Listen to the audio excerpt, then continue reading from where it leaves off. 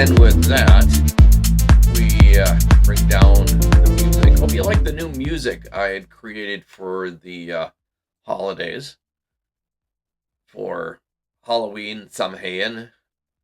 And with that, we welcome everyone back to another Sunday night edition of Accessibly Live, the book club reading room. We are prepared for a little bit of fun, a little bit of mischief, a little bit of mayhem, some ghost stories, some haunted stories. 3 classic ghost stories tonight, maybe 4 if I can squeeze it in.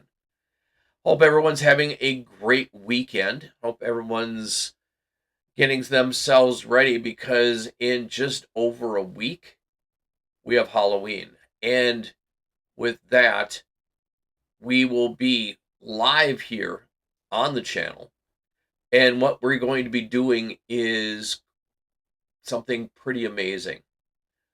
This weekend, we are going to be seeing a something kind of special. We have got a special movie. This coming Halloween, the Conversation Station, the Book Club Reading Room presents for you the annual event, the original vampire movie, Nosferatu, 1926 original movie. This will be very different in style to what we saw on Metropolis last Thursday or last Sunday. And what we have is a very good movie created without sound, some good created background music, some panels to talk for the people talking in between. And if you guys remember last year's adventure, it looked pretty good, but I think I found a better copy of it to show on the channel this weekend. Friday, October 31st, live at 7 p.m. Central Standard Time. In between passing out candy or just relaxing on the couch, turn down the lights, turn up the volume, and enjoy the 1926 original movie Nosferatu, based on Bram Stoker's Dracula. Hope you guys all get a chance to join us. And looking forward to it. I really am looking forward to that, guys. And looking forward to everybody joining us on Friday evening. And I will do a short show on Thursday night. I figured, why not? I'll maybe read some more ghost stories and talk about Samhain. Samhain is the Celtic description for the veil between earth and the spirit world growing thin, where ghosts and spirits of loved ones and not so loved ones can come through. A spooky time, an adventurous time for many. Don't forget, if you guys get a chance, it does help when we when you get a chance. Blah blah blah. Can't talk today. Like and subscribe. Please hit the subscribe button, like button, and by the way, we do have a new email coming very soon. Hopefully, premiering it on Halloween night. But let's get into some ghost stories, shall we? Some haunted tales. This first one is called The Parlor Car Ghost. All draped with blue denim, the seaside cottage of my friend Sarah Pin. She asked me to go there with her when she opened it to have it set in order for the summer. She confessed that she felt a trifle nervous at the idea of entering it alone. I am always ready for an excursion. So much blue denim rather surprised me, because blue is not complementary to Sarah's complexion. She always wears some shade of red by preference. She perceived my wonder. She is very nearsighted, and therefore she sees everything with some sort of sixth sense. You do not like my portieres and curtains and tablecloths, she said. Neither do I. But I did it to accommodate. And now he rests well in his grave, I hope. Whose grave, for pity's sake? Mr. J. Billington Price. And who is he? He doesn't sound interesting.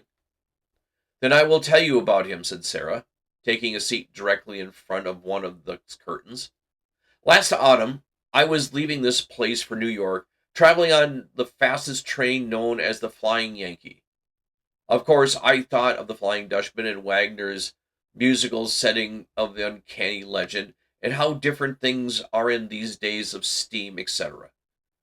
Then I looked out the window at the landscape, and the horizon seemed to wheel in a great curve as the train sped on. Every now and then I had an impression of a tail of an eye, that a man was sitting in the chair 3 or 4 numbers in front of me on the opposite side of the car. Each time that I saw this shape, I looked at the chair and ascertained that it wasn't occupied, but it was an odd trick of vision. I raised my lorgnette, and the chair showed an emptier than before. There was nobody in it, certainly, but the more I knew that it was vacant, the more plainly I saw the man. Always the corner of my eye. It made me nervous. When passengers enter the car, I dreaded lest they take the seat. What would happen if they should? A bag was put in the chair. That made me uncomfortable. The bag was removed at the next station. Then a baby was placed in the seat. It began to laugh as though someone had gently tickled it. There was something odd about that chair. 13 was its number. When I looked away from the impression was as strong upon me as a person sitting there was watching me. Really, it would not do to humor such fancies, so I touched the electric button and asked the porter to bring me a table, and taking from my bag a pack of cards, proceeded to divert myself with a game of patience. I was puzzling where to put a 7 of spades. Where can I go? I murmured to myself. A voice behind me prompted, play the 4 of diamonds on the 5, and you can do it. I started. The only occupants of the car, besides me, were a bridal couple, a mother with 3 children, and a typical preacher of one of the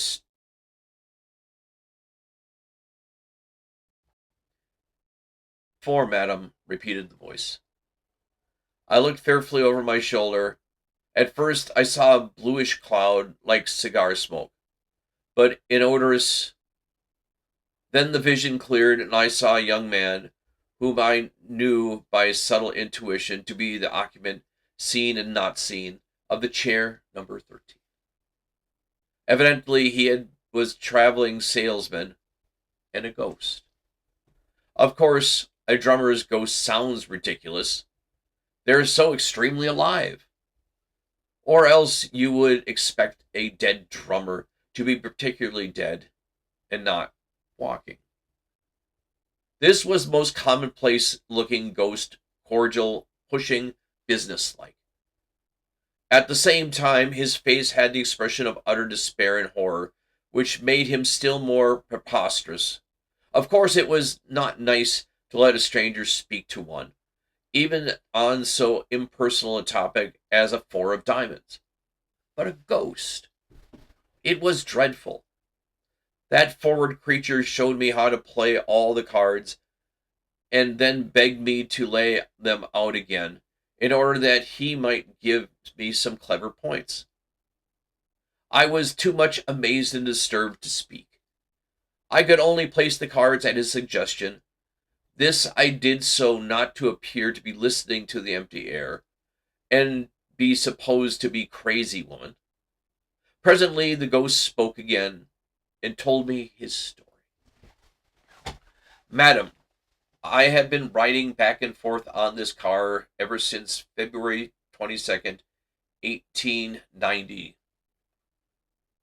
7 months and 11 days. All this time I have not exchanged a word with anyone. For a drummer, that is pretty hard, you may believe. You may know the story of the Flying Dutchman. Well, that is very nearly my case. A curse is put upon me, and will not be removed until some kind soul. But I am getting ahead of the text. That day there were four of us traveling for different houses. One of the boys was in wool, one in baking powder, one in boots and shoes, and myself in cotton goods. We met on the road, took seats together, and fell into talking shop. Those fellows told me big lies about their sales, Washington's birthday though it was. The baking powder man raised the amount of bill of goods, which he had sold better than a whole can of this stuff could have done. I admitted the straight truth, that I had not been able to make a sale. Then I swore, not in a light-minded, chipper style of verbal trimmings, but a great round, heaven-deafening oath, that I would sell a case of blue denims on that trip if it took me forever. We became dry with talk, and when the train stopped at Rivermouth, we went out to have some beer. It was good there, you know. Pardon me. I forgot that I was speaking to a lady. Well, we had to run to get aboard. I missed my footing and fell underneath the wheels, and the next thing I knew, I was there holding an inquest over my remains, while I was disemboweled, was sitting on the corner of the undertaker's table, wondering which of the coroner's jury was likely to want a case of blue denims. Then I remembered my wicked oath, and understood that I was soul doomed to wander until I succeed in selling that bill of goods. I spoke once or twice, offering the denims under value, but nobody noticed me. Verdict: accidental death.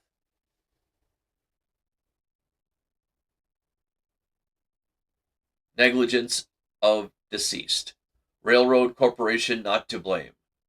Deceased got out for beer on his own risk.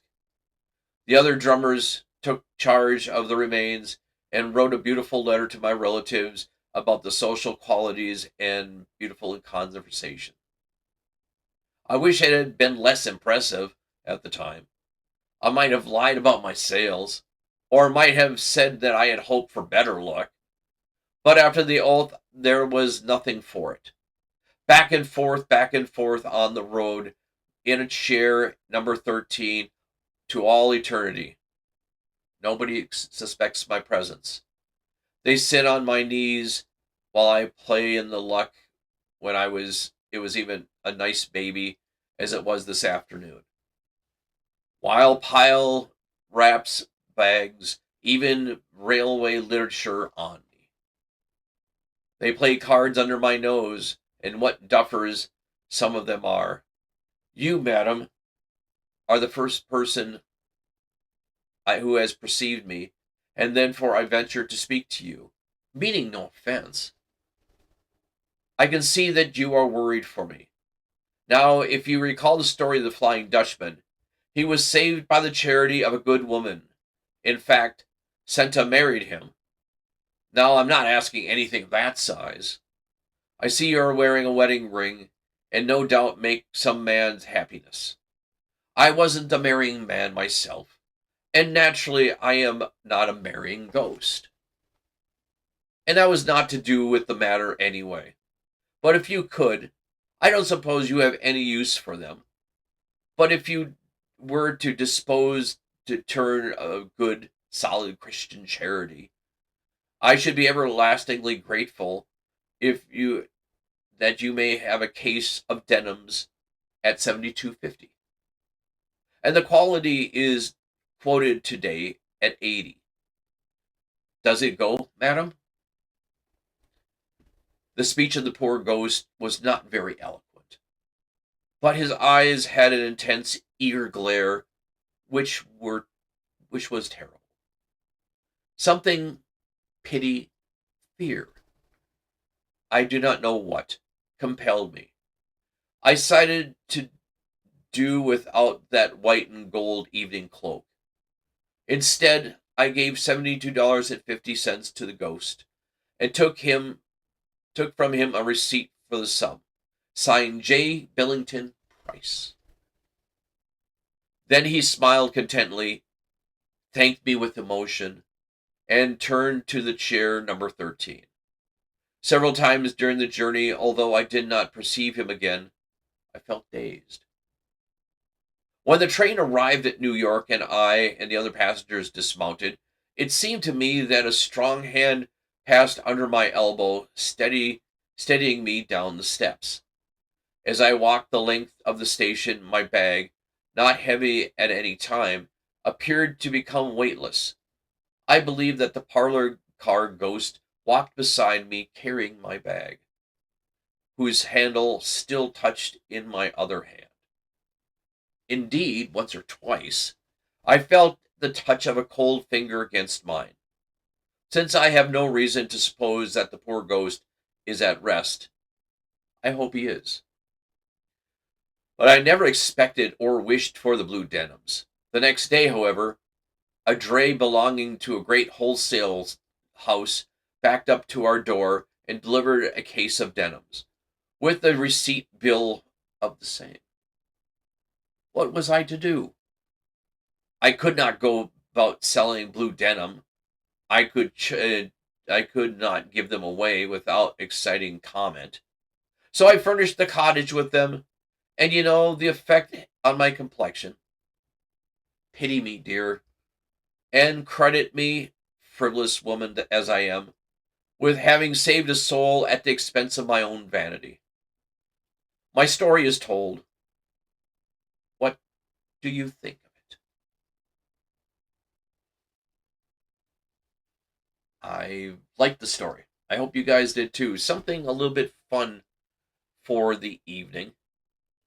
Um, Good story. Parlor car ghost. Oh yeah, I say that 3 times fast. All right. So as I reposition myself in this chair, I gotta get a new chair, guys. I tell you, we're going to go to Mrs. Davenport's ghost.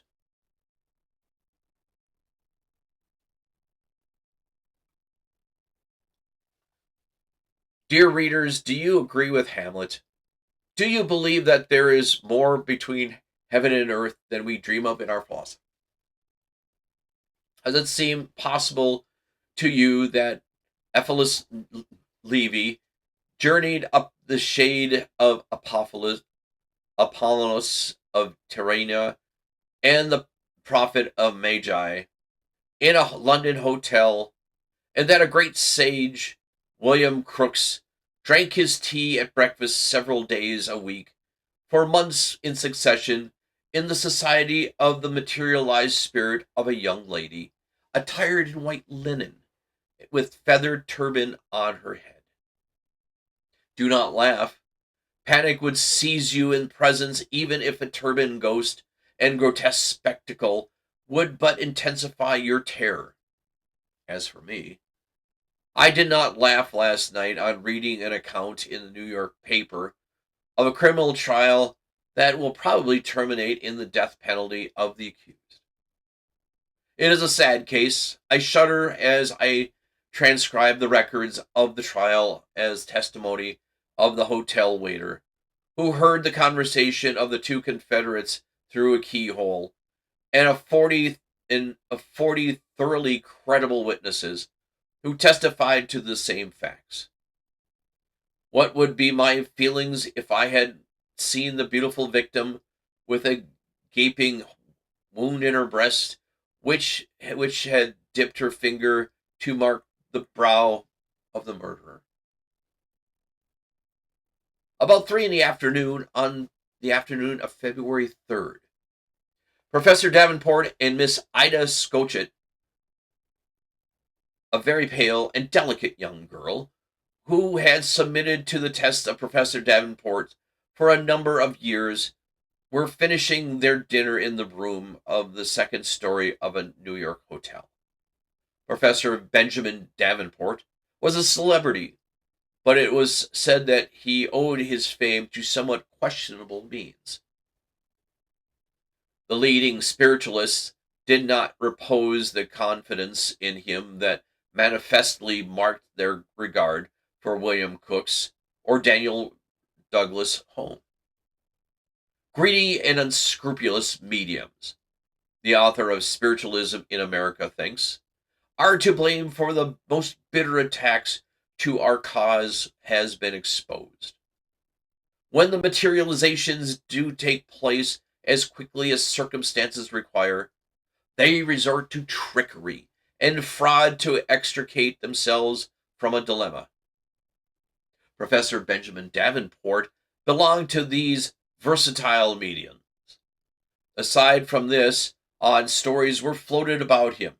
He was secretly accused of highway robbery in South America, cheating at cards in a gambling houses of San Francisco, and over hasty use of firearms towards persons who had never offended him.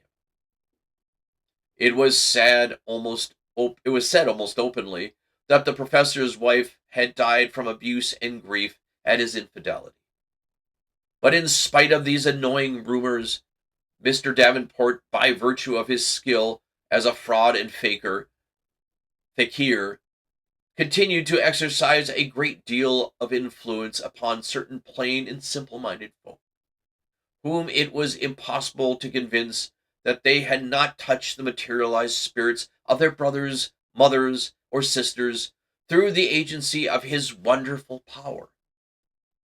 His professional success received material ascension from his swarthy, Mephisto-like countenance, his deep, fiery eyes, his large, curved nose, the cynical expression of his mouth, and the lofty, almost prophetic tone of his words. When the waiter had made his last visit, he did not go far. The following conversation took place in the room. "There is to be a séance this evening at the residence of Mrs. Harding," began the medium. "Quite a number of influential people will be there, and 2 or 3 millionaires. Conceal under your skirt the blonde woman's wig and the white material in which the spirits usually make their appearance." "Very well," replied Ida Scotchett in resigned tone. The waiter heard her pace the room. After a pause, she asked, "Whose spirit are you going to control this evening, Benjamin?" The waiter heard a loud, brutal laugh, and the chair groaning beneath the weight of the demonstrative professor. "Yes." "How should I know?" she asked. "I'm going to conjure up the spirit of my dead wife." Another burst of laughter issued from the room, full of sinister levity. A cry of terror burst from Ida's lips. A muffled sound indicated to the eavesdropper at the door that she was dragging herself to the feet of the professor. "Benjamin, Benjamin, don't do it," she sobbed. "Why not?" "They say I broke Mrs. Davenport's heart. The story is damaging my reputation, but it will be forgotten if her spirit should address me in the terms of endearment from the other shore in the presence of numerous witnesses. For you will speak to me tenderly, will you not, Ida?" "No, no, you shall not do it. You shall not think of it. Listen to me, for God's sakes. During the 4 years that I have been with you, I have obeyed you faithfully and suffered patiently. I have lied and deceived like you. I learned to imitate the sleep and symptoms of clairvoyance.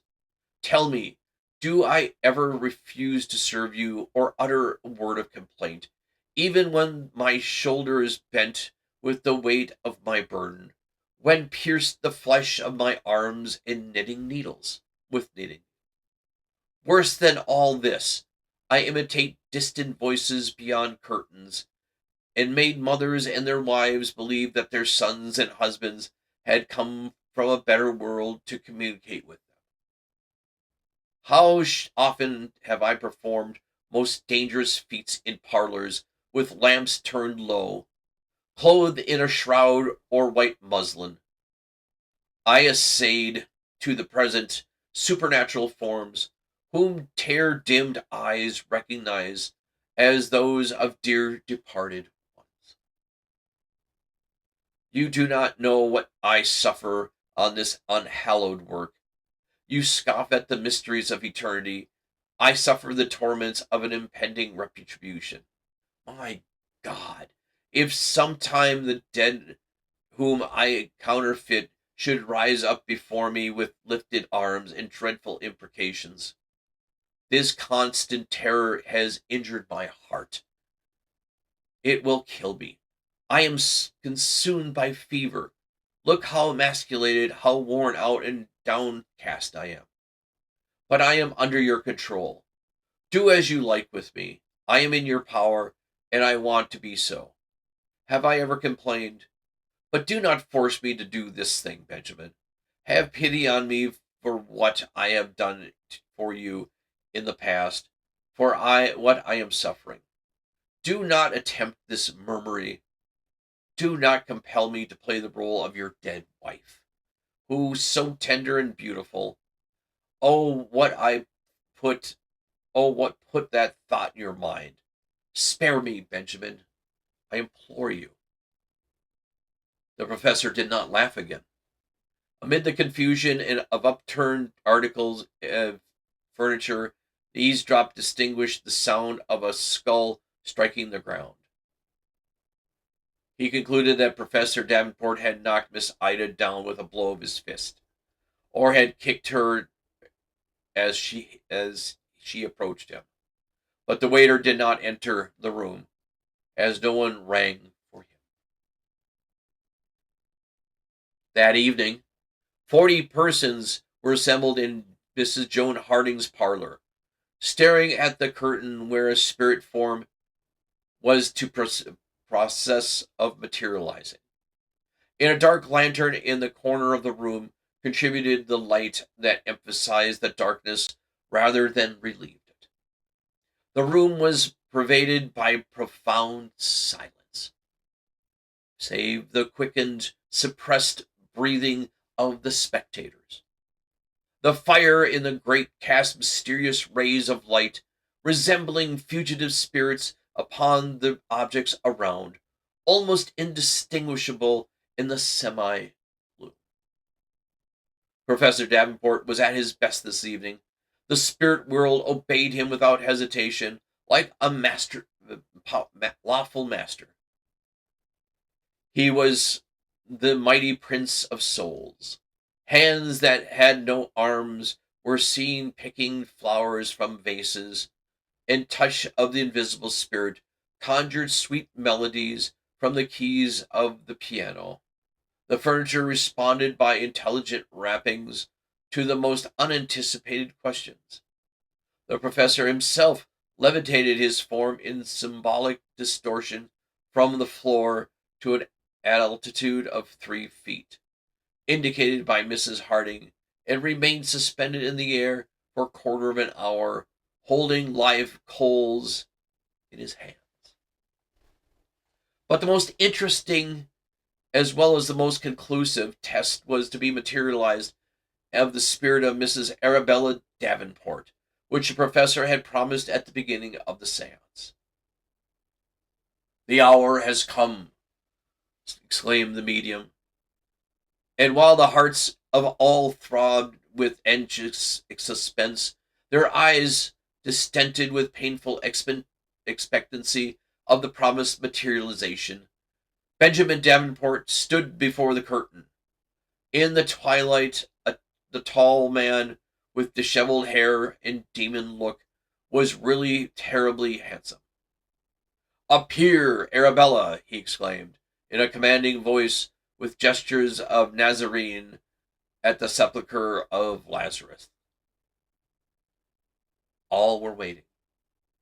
Suddenly, a cry burst from behind the curtain, a piercing, shuddering, horrible shriek, the shriek of an expired soul. The spectators trembled. Mrs. Harding almost fainted. The medium himself appeared surprised. But Benjamin recovered his composure on seeing the curtain move and admit the spirit.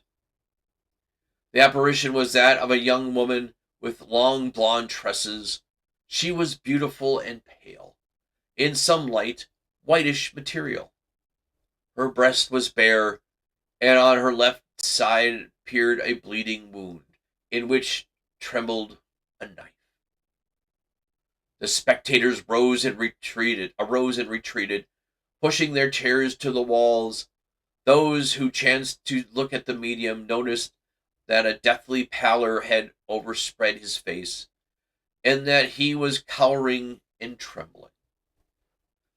But the young woman, Miss Arabella, the real one, whom he so well remembered, she had come in response to his summons, and advanced in a direct line towards Benjamin, who, in terror, covered his eyes to shut out the ghastly sight, and with a cry fled behind the furniture.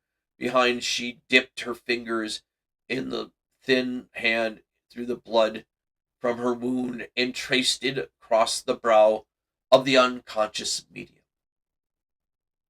the while repeating in slow, monotonous tone that sounded like the echo of a wail again and again, "You are my murderer! You are my murderer!" And while he was rolling and tossing in deadly terror on the floor, they turned up the lights. The spirit had vanished. But in the communicating room behind the curtain, they found the body of poor Miss Ida Scotchet with horribly distorted features. The physician who was present pronounced it heart stroke. And it is that reason that Professor Benjamin Davenport appeared alone in a New York courtroom to answer the charge of having murdered his wife 4 years ago in San Francisco. Another spooky tale of suspense and ghosts on the Sunday before Halloween. We've got, time for one more. I think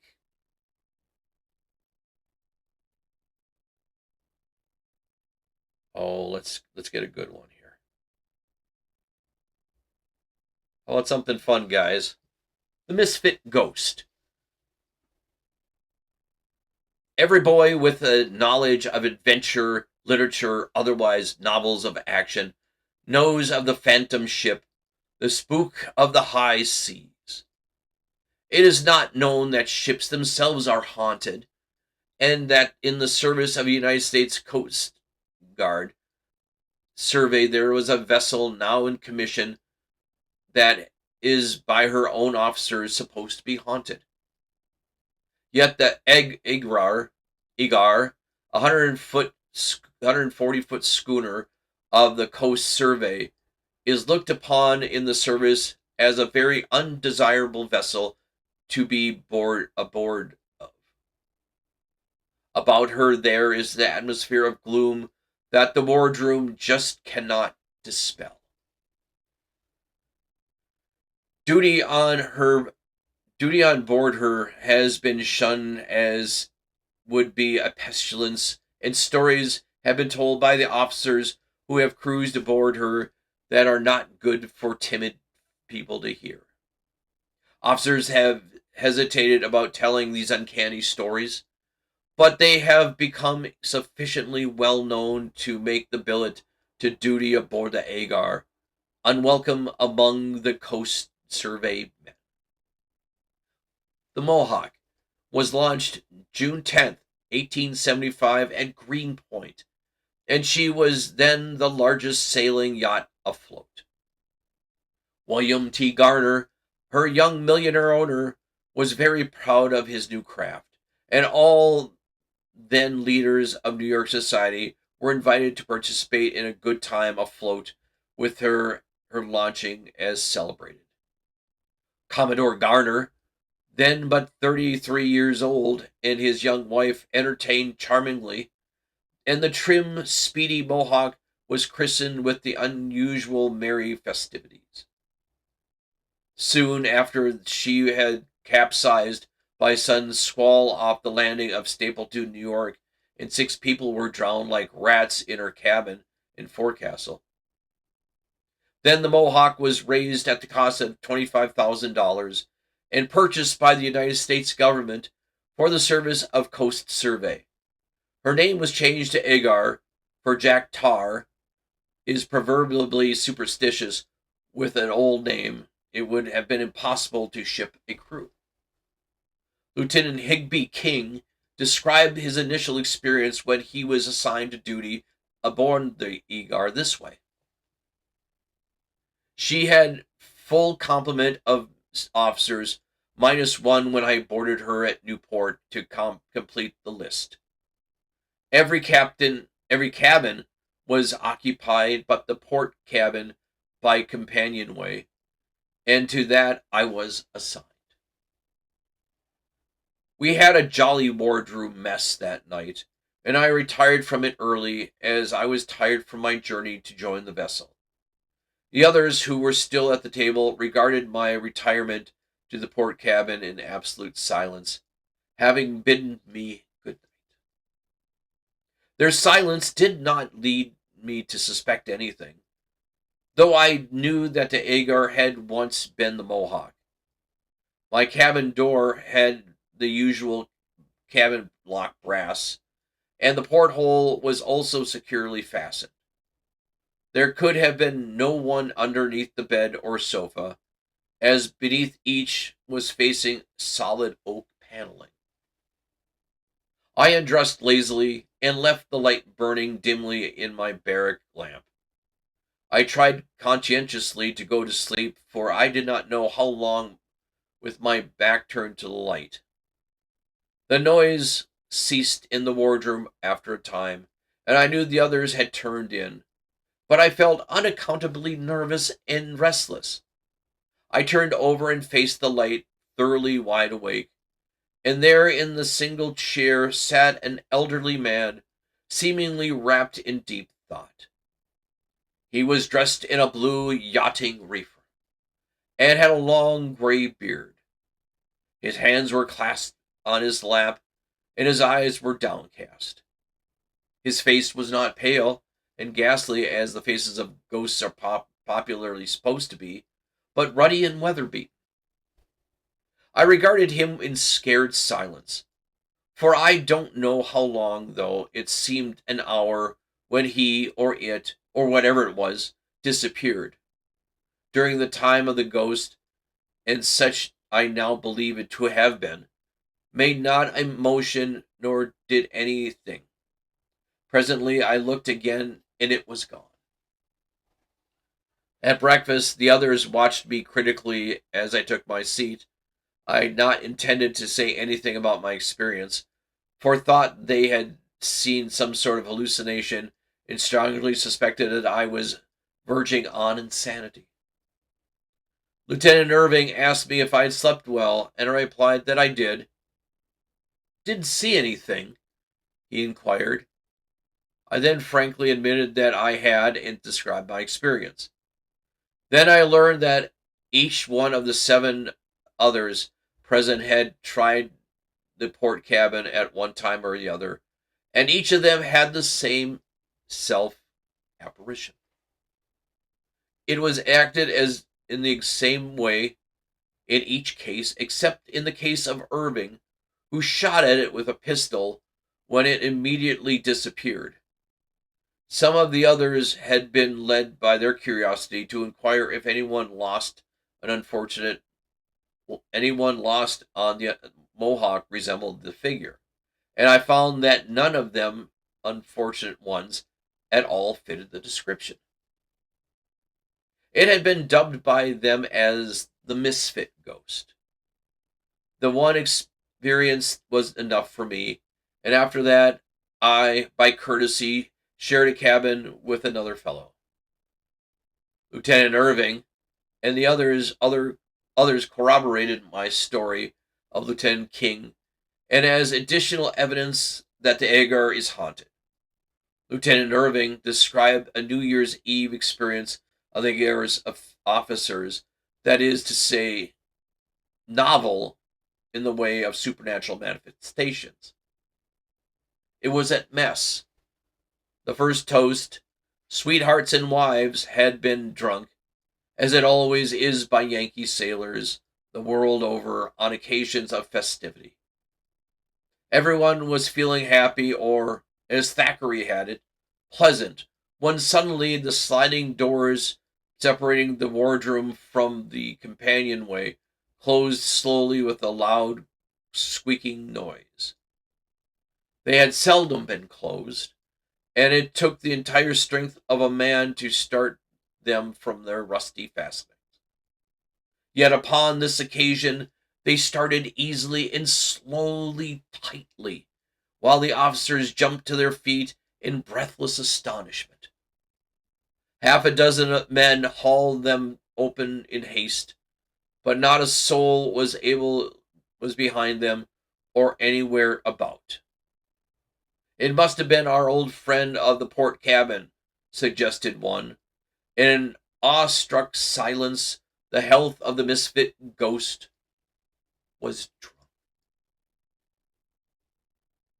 I hope you like that. Just a few ghost stories to get everybody ready for Samhain, for Halloween coming up on this coming Friday. And I hope you guys have a very safe and happy Halloween this year. Don't forget, we have something pretty amazing coming up this Halloween.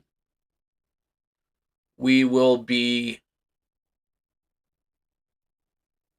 a really good movie coming up this Halloween. Don't forget, October 31st at 7 p.m. Central Standard Time, we will present to you the 1926 original movie Nosferatu, live here on the channel. Kick back, get a burger, get some fries, grab something to drink, and sit back with the lights off and enjoy Nosferatu. It is a very good movie, and I hope everyone comes and enjoys it.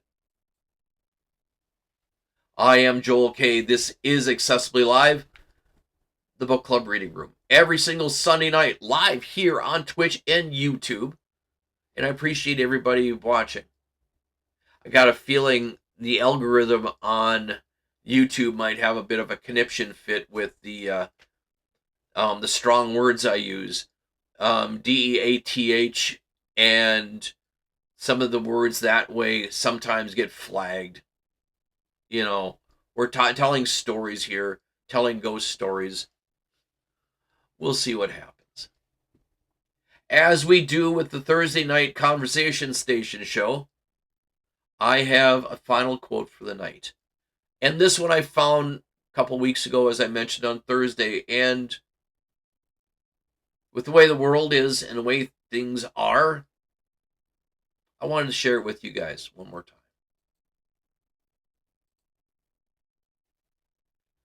And once the storm is over, you won't remember how you made it through, how you managed to survive. You won't be sure whether the storm is really over. But one thing is certain. When you come out of the storm, you won't be the same person who walked in. That's what the storm's all about. And once the storm is over, you won't remember how you made it through, how you managed to survive. You won't even be sure whether the storm is really over. But one thing is certain. When you come out of the storm, you won't be the same person that walked in, who walked in. That is what storms all about. Haruki Murakami. Wonderful quote. Hope you like the picture. Actually, one of mine from my collection. Storm many, many years ago, going through as I was traveling through the southern part of the Twin Cities. Hope you like it. We are going to close down here. This is Accessibly Live, the book club reading room, every single Sunday night here on Twitch and YouTube. Just look up Joel K _OG, especially on YouTube. We do have past shows there. Last week's movie will be there, Metropolis. We have a lot of great books, a lot of great short stories that we have read over the past few months. I hope you stop by and listen into one or sit back and enjoy. Be well, be safe, be kind, you guys. Take care of yourselves. We are coming to November, and we are close to the end of another year. It's been a interesting and very unusual year for a lot of people. Be well, be safe, be kind. Look out for each other. We all need to do that right now as the world goes by. Take care, you guys. We'll see you all next week. And we'll see you this Friday for Nosferatu here on Accessibly Live, the book club reading room, and the conversation station. Take care, guys. Bye-bye.